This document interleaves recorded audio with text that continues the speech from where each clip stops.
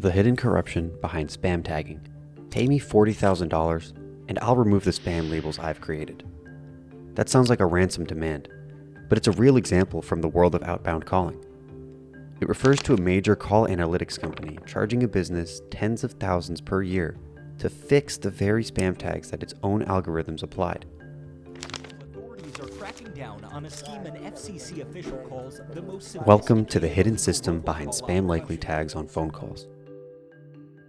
In this expose, we'll uncover how a framework meant to stop robocalls has morphed into a pay-to-play ecosystem rife with conflicts of interest. Legitimate organizations, hospitals, banks, nonprofits, you name it, are getting caught in the crossfire. And as someone who works with call center systems every day, I see firsthand how this spam tagging machinery punishes even honest outreach. How spam tagging began, good intentions, and new rules. Let's start at the beginning. By the late 2010s, Americans were drowning in robocalls. In 2018 alone, nearly 48 billion calls were sent out. Scam artists exploited cheap VoIP dialing and caller ID spoofing to blast out millions of calls. The public was fed up, and regulators had to act. The U.S. Federal Communications Commission, the FCC, empowered phone companies to block or label suspicious calls by default, starting in 2019. And soon after, Congress passed the TRACED Act, pushing for an industry-wide caller ID authentication system. This gave rise to STIR/SHAKEN, a framework implemented from mid-2021 that attaches a digital certificate to each call, which verifies that the caller's number is not spoofed. Think of STIR/SHAKEN as a passport system for phone calls. When a call is made, the originating carrier signs it to attest the caller's identity. Carriers assign attestation levels, A, B, or C, to indicate their confidence in the caller's number. Level A indicates a fully verified call, which means that the carrier knows the customer and the number. Level B means partial verification, so the call came from a known network, but the number isn't fully confirmed. And level C means no verification, and this would be a gateway call from an unknown source. This attestation travels in the call's metadata, otherwise known as the SIP headers, as it hops between carriers. At the same time, the industry's old caller ID system, CNAM, was proving inadequate. CNAM databases could display a business's name for a known number, but they couldn't warn you about spam calls or detect spoofing. Mobile carriers often didn't even show CNAM by default, so carriers began deploying analytics engines to analyze incoming calls. Between 2018 and 2020, major US carriers had struck partnerships with third-party analytics companies to label suspect calls. Initially, it was about stopping the flood of illegal robocalls. Verizon started using an analytics platform largely powered by Transaction Network Services, or TNS. AT&T integrated with Hiya, and T-Mobile with First Orion. These three firms, Hiya, First Orion, and TNS, quickly became the dominant scoring vendors that decide what gets flagged on our phones. T-Mobile users will see scam likely, AT&T will see spam risk, and Verizon users will see potential spam. The mandate for STIR/SHAKEN turbocharged this system. Effective June of 2021, voice providers had to start signing calls with attestation or would risk having their traffic flagged. In theory, a fully signed attestation A call should be trusted more than an unsigned or C-level call. But in practice, the analytics algorithms weigh many factors beyond just STIR/SHAKEN. Each carrier developed its own secret plan for detecting spam calls. These algorithms are proprietary, and they're not public, for good reason, the carriers say, since publishing them would help scammers game the system. From robocall defense to a new power structure. The early goal was laudable: stop the endless car warranty robocalls and IRS tax scams. And STIR/SHAKEN has reduced blatant spoofing, but along the way, a new power structure emerged. Carriers essentially outsource judgment of what calls are spam to the analytics firms. Those firms' algorithms monitor calling patterns, volumes, user feedback, and now SHAKEN attestation data to decide if a call should be labeled as spam or even blocked outright. It's like an email spam filter, but for calls, and it's far from perfect. In fact, it's hitting plenty of wrong targets. Almost immediately, legitimate businesses notice their calls being mislabeled. A bank's fraud alert to a customer might display as spam risk. A hospital's outgoing number showed scam likely on patients' phones. Prescription pickup reminders, school notifications, doctor appointment calls, police callbacks have all been disrupted by false spam tagging. The FCC started getting complaints from industries relying on outbound calls, from pharmacies to financial services. In one FCC filing, a coalition of financial companies noted that many essential alerts, such as fraud warnings, low balance notifications, and past due reminders, involve short, bursty call patterns that look similar to robocalls and were at risk of being erroneously blocked. In other words, The very analytics meant to catch scammers were also punishing normal business outreach. But why is this happening?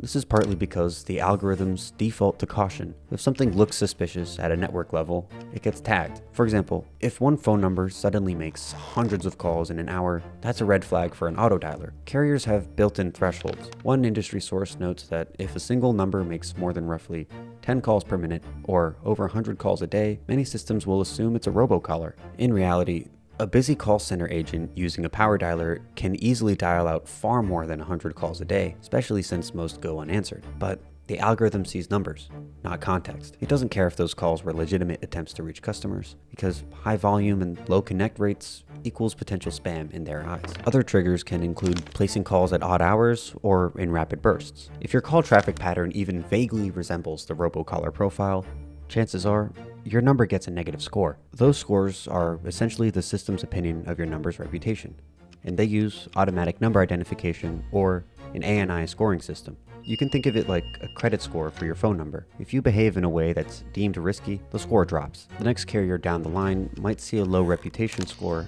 and decide to put a spam label on it or even block your call. And the worst part, call originators often have no idea this is happening. Unlike email, where a sender might get a bounce notification from a spam filter, with calls, you usually get no feedback. The call just gets quietly tagged or filtered on the recipient's phone. Unless customers tell you, hey, your caller ID is coming up as spam likely, you remain in the dark. This typically manifests as an answering machine type of disposition outcome in your contact center when the customer ignores your call, or one of a handful of other outcomes if they choose to block your number or your ANI. The third-party scoring cartel and pay-to-clean schemes. Over the past few years, Haya, First Orion, and TNS, and a few others like Nomorobo and Umail in niche roles, have cemented their influence. They are private spam scorekeepers for virtually all major US carriers. This gave them an incredibly powerful gatekeeper role. They decide whose calls get through clean and whose get stigmatized. And then something problematic happened. The same entities realized they could offer to fix the very problem they created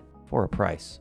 I do want to be very careful here. There is no charge for carrier registration and remediation from any of these services. Branding comes at a cost, but I don't believe they purport it to be intertwined. If anything, I've heard this with Haya internationally only. And to be clear, the analytics firms publicly maintain that basic spam-level dispute processes and number registrations are free to callers. The paid offerings like branded caller ID and reputation monitoring are presented as separate, optional services. And yet, critics point out the blatant conflict of interest. The companies that label calls as spam are also selling services to prevent calls from being labeled as spam. It's a classic pay-to-play scenario. One FCC filing put it bluntly, stating that Haya sells a branded calling solution to the inaccurate call labeling program that Haya and the other analytics engines created. The conflict of interest could not be clearer. In plain terms, the very firms deciding your call is spam can then charge you for tools to avoid being tagged as spam. One industry report described it as analytics firms monetizing their own failures, charging legal callers to reduce the risk of false spam tagging.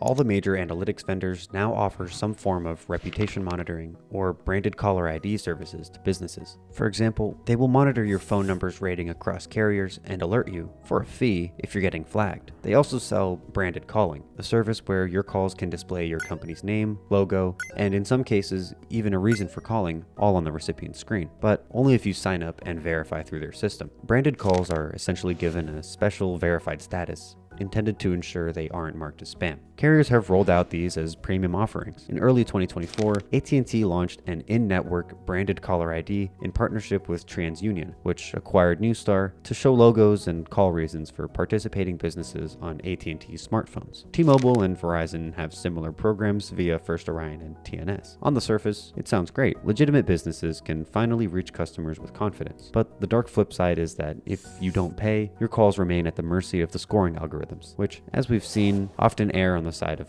false positives. In reality, none of the providers openly promise that branded calls override spam filtering, but in effect, it creates a two-tier system. Those who pay for branding enjoy a protected status, and those who don't are far more likely to be flagged. This has effectively created a gray market for call reputation. Only larger enterprises can easily afford and navigate these services. Smaller businesses and nonprofits are simply left out. Some of these reputation services carry hefty price tags. Numericals filings cited an example of an analytics provider charging $40,000 per year to monitor and remediate spam labels for just 100 phone numbers. The contract essentially boils down to pay us and we'll remove the spam tag on your calls. For big banks or nationwide retailers, $40,000 is nothing more than a rounding error. But for a small healthcare office or a local charity, it's prohibitively expensive. This is why critics call it extortionate and anti-competitive. The analytics firms and their carrier partners face no penalty for over-labeling legitimate calls. Their incentive is actually to overblock, since being too lenient on a spam call could draw regulators' ire, whereas blocking a valid call only hurts the caller, who isn't their customer. In fact, as long as mislabeled callers are willing to pay for relief, the system financially rewards false positives. Even the FCC is now scrutinizing this. In August of 2023, dozens of organizations submitted comments to the FCC highlighting how legal calls are being mislabeled and how analytics companies have a conflict of interest. Many urged the FCC to require better transparency, real-time notification to callers when a number is labeled, and a fair redress mechanism for call labeling, not just for call blocking. At present,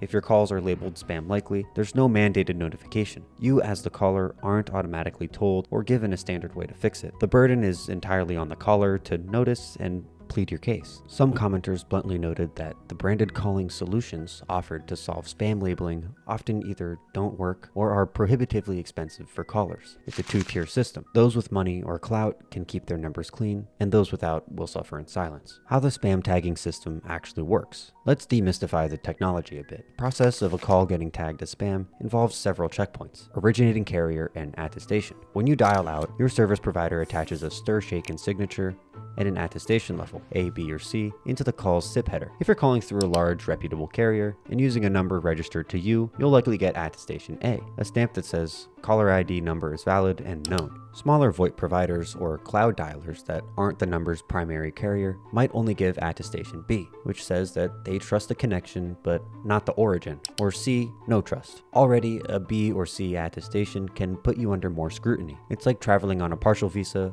versus a passport. You might get through, but with more questions. In fact, if your provider hasn't implemented stir shaken at all, some terminating carriers will treat your calls as inherently suspicious or even outright block them. Ensuring you have A-level attestation is one key step to avoid tags. Providers like Dialpad emphasize that they validate all outgoing calls with digital certificates to secure an A attestation for their customers. However, due to network complexities, even an A-level attestation isn't foolproof. Stir shaken only works on IP networks. So if an attested call passes through legacy or non-IP switch or carrier, the attestation can be lost before reaching the final carrier. Analytics engine scoring. As the call progresses through the networks, the analytics platforms, either embedded at the carrier or in the phone's app, will score the call. They look at the calling number's past behavior, which would be the volume of calls, answer and hang-up rates, or user reports. The calling number's origin, is it coming from a known enterprise or a cheap VoIP source? And even the calling patterns, that would be time of day, sequential dialing, etc.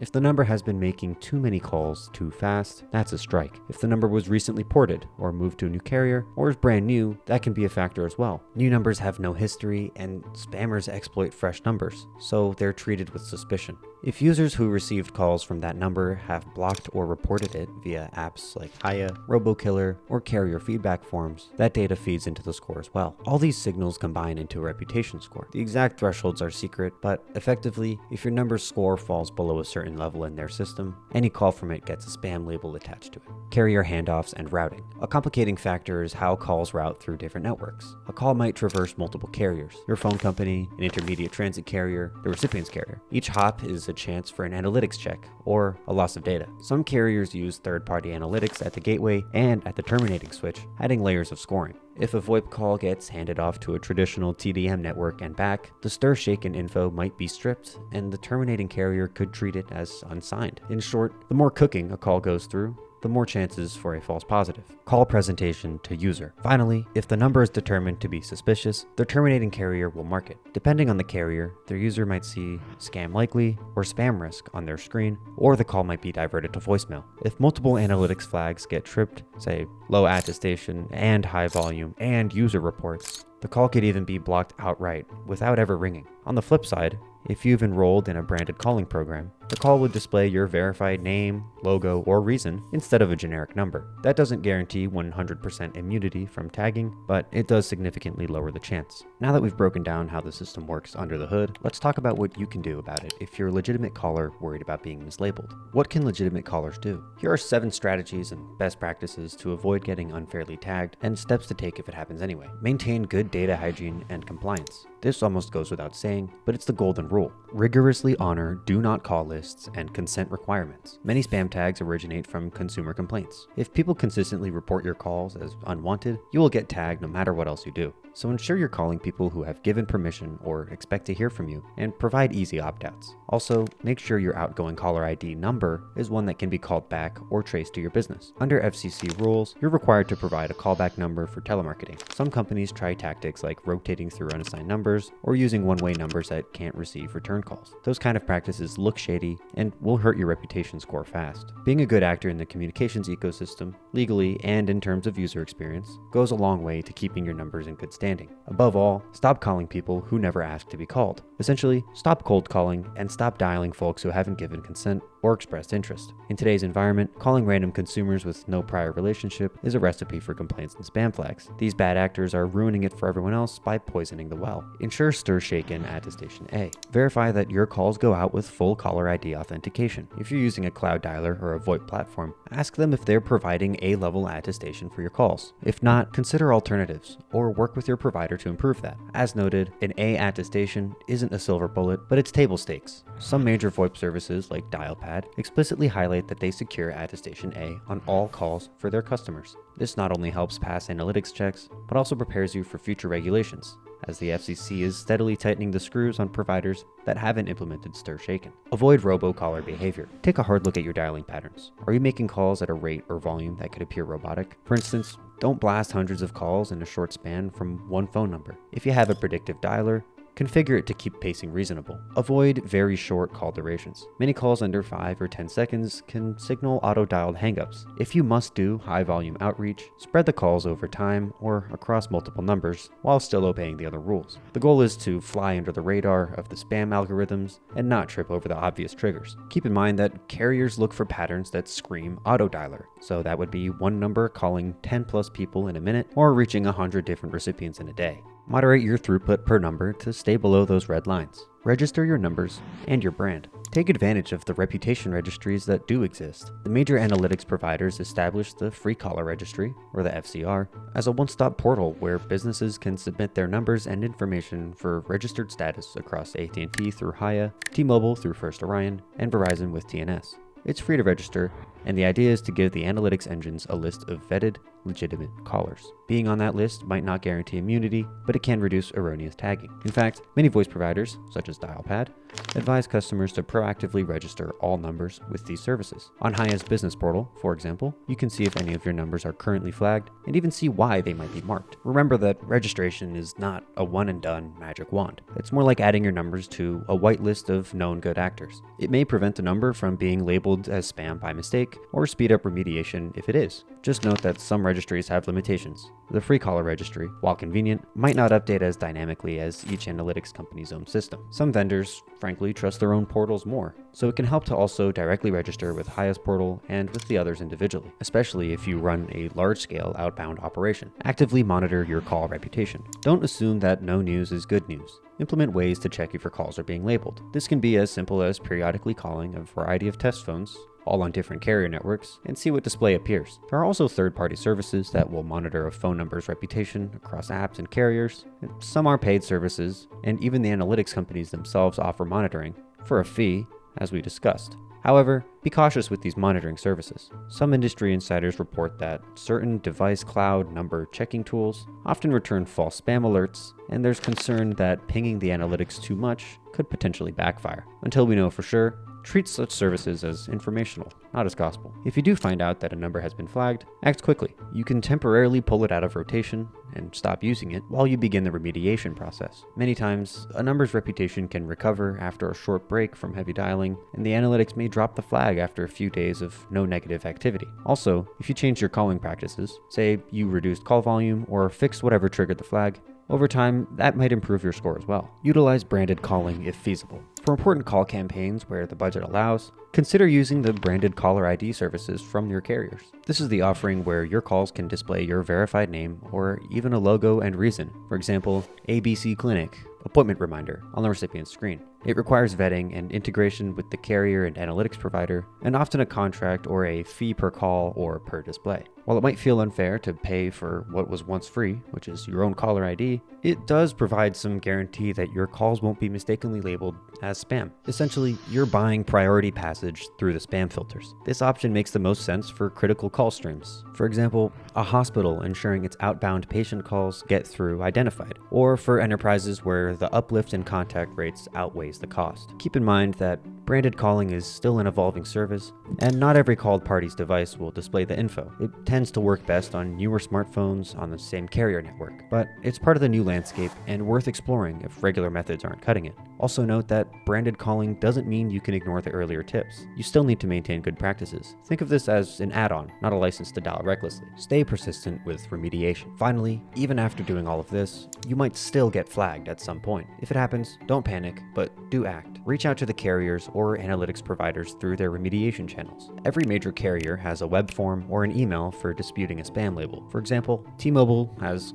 callreporting.tmobile.com and Verizon has voicespamfeedback.com. Submit your number, explain your legitimate use case, and request removal of the spam tag. It can take days or weeks, and sometimes you won't get a clear answer, but many businesses report that polite persistence eventually yields results, at least until the next time the algorithm decides to flag you. The key is to be proactive and relentless in clearing your number's reputation whenever an issue arises. Conclusion: a system ripe for reform. The story of spam tagging in outbound calling is a cautionary tale of unintended consequences. What started as an effort to curb bad actors has spawned an opaque system that sometimes treats every caller as guilty until proven innocent. There's a corruption of intent when the protectors become the profiteers. When companies entrusted to label spam calls can turn around and charge businesses to avoid that label. We've uncovered how third-party analytics firms rose to power through carrier partnerships, how their scoring algorithms cast a wide net that ensnares lawful calls, and how a pay-to-clean market emerged where only those who can pay or navigate complex registries get reliable call delivery. It's a deeply flawed, anti-competitive system, and it needs sunlight and oversight. The FCC and industry groups are now debating fixes, from requiring real-time notification to callers when a number is labeled, to setting standards for fair remediation. But change takes time. In the meantime, businesses and organizations must be savvy. Treat phone number reputation as a strategic asset. Manage it, monitor it, invest in it. The phone call is still a vital channel for communication, for delivering healthcare alerts, fraud warnings, services to customers. We simply cannot abandon it because of spam calls. We do need robocall enforcement and consumer protection from scams and unwanted calls, no question, but we also need a system that doesn't crush legitimate communication or hold it hostage for profit. As we conclude, remember, the next time your phone displays spam likely, it might indeed be a scam, or it might be that new business you were hoping to hear from about a home improvement project, that new insurance quote you requested, or your own pharmacy or bank trying to reach you. It may even be your kid's school trying to call. The problem is, neither you nor the caller have a surefire way to know when the system gets it wrong. Until this hidden ecosystem is reformed, staying informed and proactive is our best defense. The more people know about this behind-the-scenes reality, the more pressure there will be to fix it. It's time to shine a light on the spam tagging machine and ensure it serves the public, not just itself. Okay, bye.